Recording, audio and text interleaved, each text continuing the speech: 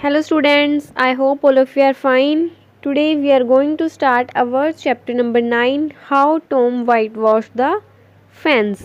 We will discuss its question answers and exercise, but let's have a summary of this chapter.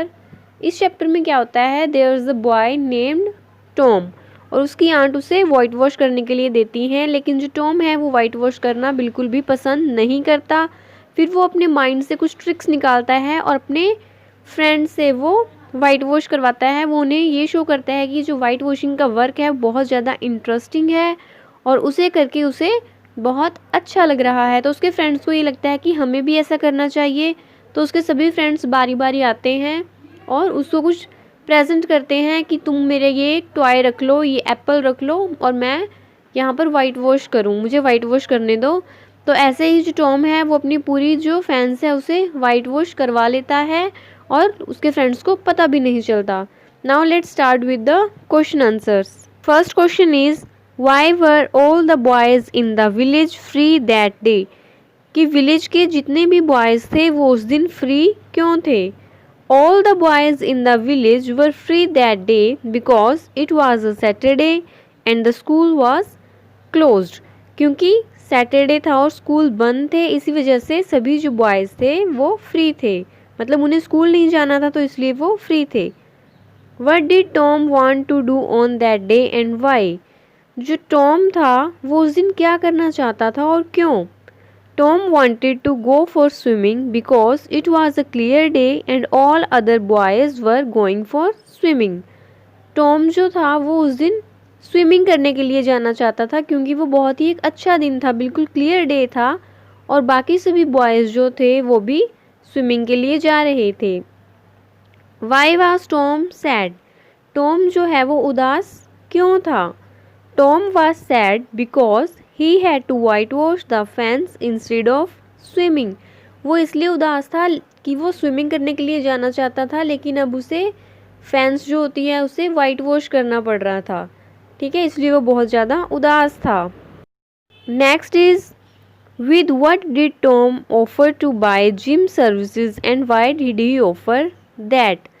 जो Tom था उसने gym को क्या offer किया उसकी सर्विसेज के बदले, मतलब वो क्या कह रहा था जिम को कि मैं तुम्हें कुछ दूंगा और तुम मेरा ये काम कर दो। तो वो क्या ऑफ़र कर रहा था जिम को, ठीक है, और वो ऐसा क्यों कर रहा था। Tom offer to buy Jim services with marble. Tom क्या ऑफ़र कर रहा था, एक मार्बल ऑफ़र कर रहा था उसकी सर्विस के बदले में, मतलब वाइट वॉश करने के बदले में वो क्या कह रहा था कि मैं तुम्हें ये मार्बल दे दूँगा। He offer that because he wanted Jim to white wash the fence for him. वो इसलिए ऑफ़र कर रहा था क्योंकि वो ये चाहता था कि जो जिम है वो उसकी तरफ से इसको फेंस को वाइट वॉश कर दे क्योंकि उसे टॉम को स्विमिंग के लिए जाना था। Next is What did Tom have in his pocket? Why did he not think much of them? कि टॉम की पॉकेट में क्या था और टॉम जो है उसके बदले में कुछ ज़्यादा क्यों नहीं सोच सकता था। Tom had some marbles, pieces of string and 2 or 3 broken toys. Tom की पॉकेट में एक तो मार्बल थे और टूटी हुई तारों के टुकड़े थे और 2-3 टूटे हुए टॉयज़ थे। He did not think much of them because he knew that nobody would work in return of these. वो इसलिए इसके बारे में ज़्यादा नहीं सोच सकता था क्योंकि उसे पता था कि कोई भी इन ब्रोकन थिंग्स के बदले मेरा काम करने के लिए रेडी नहीं होगा। How did Tom lure Ben. कि टॉम ने जो है बेन को कैसे कंसीव किया, कैसे उसे काम करवाया। Tom conceived Ben to whitewash the fence by showing him that he loved his work and it was very interesting and entertaining. तो टॉम ने बेन को कैसे कन्विंस किया, टॉम ने बेन को ऐसे शो किया कि जो वाइट वॉशिंग का वर्क है बहुत ज़्यादा इंटरेस्टिंग है और एंटरटेनिंग है और टॉम को ये वर्क करना बहुत ही अच्छा लग रहा है। तो इस वजह से बेन का मन किया कि अगर टॉम को ये वर्क बहुत अच्छा लग रहा है तो मुझे भी ऐसा वर्क करना चाहिए। What were 2 objections Tom had for not letting Ben to do the whitewashing? मतलब टॉम ने ऐसी कौन सी 2 ऑब्जेक्शंस बताए जिनकी वजह से वो बेन को काम करने देना नहीं चाहता था। Tom said that he had promised Aunt Polly and he found it very interesting to paint the fence. Tom ने बैन को कहा कि नहीं, मैं तुम्हें काम करने नहीं दे सकता बिकॉज मैंने आंट पोली को प्रॉमिस किया है कि ये काम मैं अपने आप करूँगा और मुझे ये काम करना बहुत ही ज़्यादा अच्छा लग रहा है, इसलिए मैं ये काम तुम्हें नहीं करने दूँगा. List the things that Tom earn from the boys. अब हमें उन थिंग्स के बारे में बताना है जो टॉम को दूसरे बॉयज़ ने दी थी काम करने के बदले में, फेंस को वाइट वॉश करने के बदले में. Tom earned an apple, 12 marbles, a tiny tin soldier, a key, a dog's collar, a handle of a knife and 4 pieces of orange. तो उसे एप्पल मिले थे, मार्बल मिले थे, एक छोटा सा टिन का सोल्जर, एक की, एक डॉग का जो कॉलर होता है ना उसके नेक में डालने के लिए वो, अ handle of knife and 4 pieces of orange. Why do you think the boys got fooled by Tom. तो हमें इस स्टोरी को पढ़ के ऐसा क्यों लगता है कि जो बॉयज़ हैं उनको टॉम ने बेवकूफ़ बनाया. The boys got fooled by Tom because white washing the fence was not really interesting but he said to all that it is a very interesting work. तो टॉम ने उनको कैसे बेवकूफ़ बनाया, क्योंकि जो वाइट वॉशिंग का वर्क था वो टॉम को बिल्कुल पसंद नहीं था और टॉम उसे करना भी नहीं चाहता था, लेकिन उसने सब बॉयज़ को ये शो किया कि जो वाइट वॉशिंग का वर्क है वो बहुत ज़्यादा इंटरेस्टिंग है और उसे करना बहुत ही अच्छा लगता है.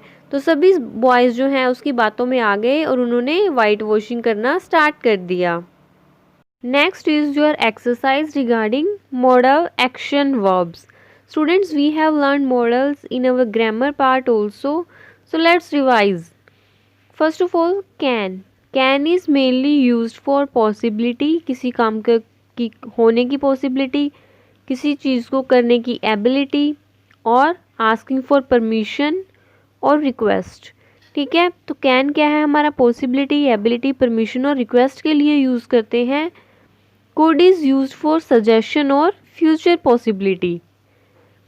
See the example for can here, they can betray anyone. ये possibility हो गई. Ability, he can paint the house. Permission, can I take some water? And request, can you lend me 5 rupees? Next example for could, for making suggestion, we could have the party next week. मतलब next week हमारी party हो सकती है, एक suggestion देना किसी को. The Indian team could win the match this time. ये फ्यूचर पॉसिबिलिटी हो गई कि इंडियन जो टीम है वो इस बार मैच जीत सकती है, ऐसा पॉसिबल है. Next is your ability in past, request और परमिशन. तो जब हम किसी पास्ट की एबिलिटी के बारे में बात करते हैं, आस्किंग फॉर परमिशन और रिक्वेस्ट, तब भी हम कुड को यूज़ कर सकते हैं.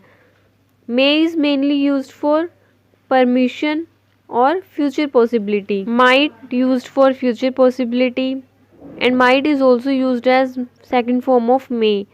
Will is used for an instant decision, for making an offer, for promise and prediction. Would is used for making permission, request, invitation, making arrangements and preference. Shall is used for offer, suggestion and asking what to do. Then should is used for suggestion, what is appropriate, demanding action.